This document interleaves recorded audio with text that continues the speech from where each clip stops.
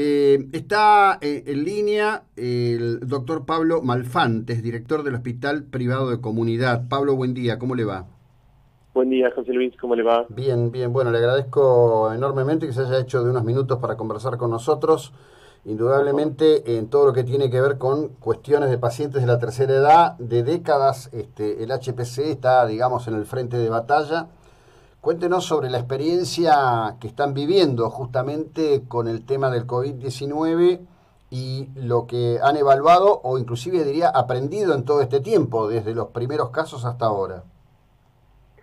Bueno, la realidad es que como claramente se sabe, esta es una experiencia inédita para todos y que nos va presentando a lo largo del tiempo diferentes situaciones muy difíciles, muchas, y que hacen que realmente el equipo de salud esté en una situación de mucha tensión, porque bueno, una situación era hasta mediados de julio la ciudad, y otra fue a partir de mediados de julio en adelante, en donde empezaron a aparecer un número de casos muchísimo mayor, y eso hace que también aparezcan más internaciones, y como ha pasado y como hemos visto en otros países, la situación acá no es diferente, en donde los más vulnerables, digamos, son las personas mayores. Ujú. Y eso hace que, sobre todo, personas que están en una salud, con una salud muy frágil, y eso hace que cualquier infección los pueda poner en una situación de mucha dificultad. Esta particularmente es la que está predominante en este momento, porque prácticamente de los virus respiratorios el único que circula en este momento es el coronavirus, ¿no? Ajá. Así que sí, una situación bastante compleja, en la que, si bien pensábamos que en algún momento íbamos a estar, eh, se fue desarrollando en forma muy lenta en la ciudad, y ahora, bueno, ahora estamos en un momento mucho más complejo, ¿no? Ujú. ¿Cuántas camas de unidad de terapia intensiva tiene el HPC? En realidad nosotros, más allá de nuestras camas de terapia intensiva, nosotros armamos un área a partir de los primeros días de marzo, Ujú. un área específica para pacientes con COVID, en donde ese área tiene camas para pacientes que necesiten ventilación mecánica, y una sala general para los pacientes que no necesiten. O sea que, más allá de nuestra terapia intensiva, tenemos un área particular en donde se ventilan los pacientes que requieran asistencia respiratoria. Ajá. Bien. Ahí todos los días hay algún tipo de novedad en algún sentido, ¿no?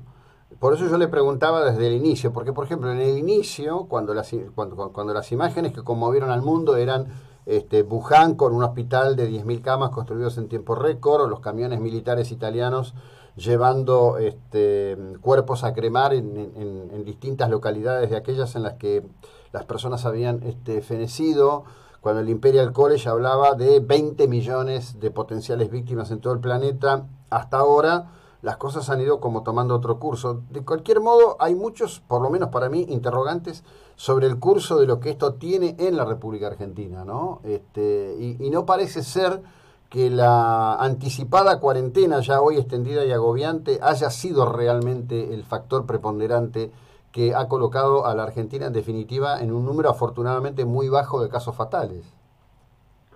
Sí, la realidad es que siempre, digamos, uno puede analizar las cosas una vez que han sucedido, claramente las puede analizar mucho mejor, ¿no es cierto?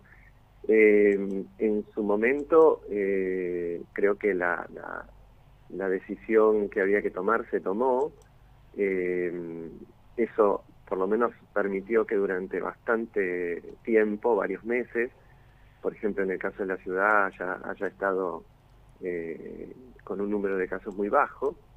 Pero también es real que, más allá de las medidas que tome o el gobierno municipal, provincial, nacional, no importa cuál, esto depende mucho de la cuestión individual, es Ujú. decir, de cómo cada uno de nosotros nos vamos manejando en el medio de la pandemia. independientemente de lo que establezca un gobierno, cualquiera sea su línea política, ¿no es cierto? Es decir, esto depende mucho de la responsabilidad social, de la responsabilidad ciudadana, porque esto que comentábamos antes, de la vulnerabilidad de las personas mayores, está íntimamente relacionado con la irresponsabilidad de personas más jóvenes, que por ahí lo que hacen es desarrollar cuadros más leves o muchas veces asintomáticos, pero son los que de alguna manera sostienen la infección e infectan a personas que por ahí tienen o comorbilidades o son personas mayores, como decíamos, y son las que desarrollan los cuadros más graves, ¿no? En su preponderancia, porque esto no quiere decir que no haya cuadros graves en personas más jóvenes.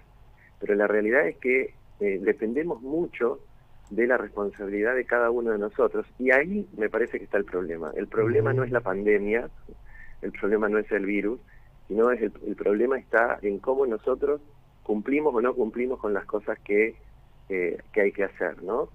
Que, como siempre digo, no nos están pidiendo demasiado, nos están pidiendo que usemos un barbijo y que mantengamos la distancia social. Es decir, me parece que es algo que es francamente posible de cumplir, pero lamentablemente esto no ha ocurrido. Las reuniones sociales se hacen a pesar de que uno insiste en que no hay que hacerlas.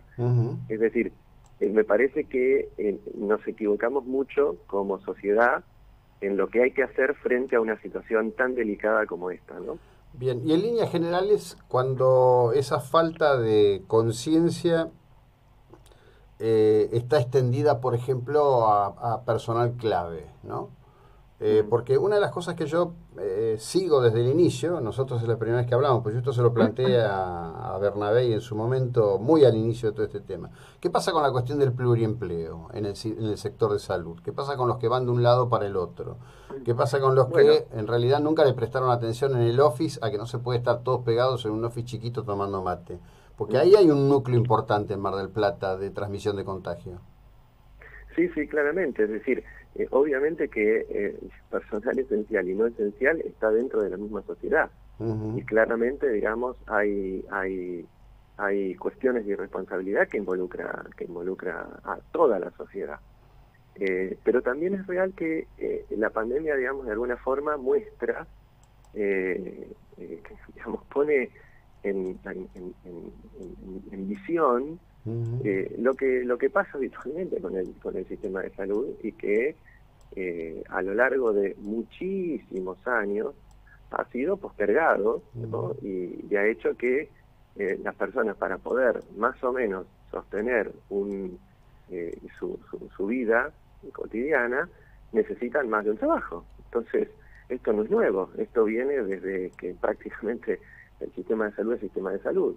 Entonces yo creo que sí, que es un gran momento también para observar estas cuestiones, y probablemente cuando esto pase, quizás sería bueno que aprendamos algunas cuestiones relacionadas con esto, y que a partir de aprender podamos modificarlas, ¿no es cierto? Sí, bueno, nos haría bien a todos, ¿no? Porque en origen, en realidad, si no entramos en la teoría del laboratorio que creó el virus y asumimos que las conductas humanas y su interacción con los animales están en el origen de este tema, esto arranca desde las costumbres en un mercado abierto en China, para llegar hasta todo esto, ¿no? Creo que la conducta humana lo abarca todo en esta situación. Exactamente, José Luis, es así. Desde el inicio de esto uno puede plantear, porque es un poco lo que hemos dicho también a lo largo de todo este tiempo, ¿no? El virus no nos viene a buscar a nosotros, el virus no tiene patitas, digamos.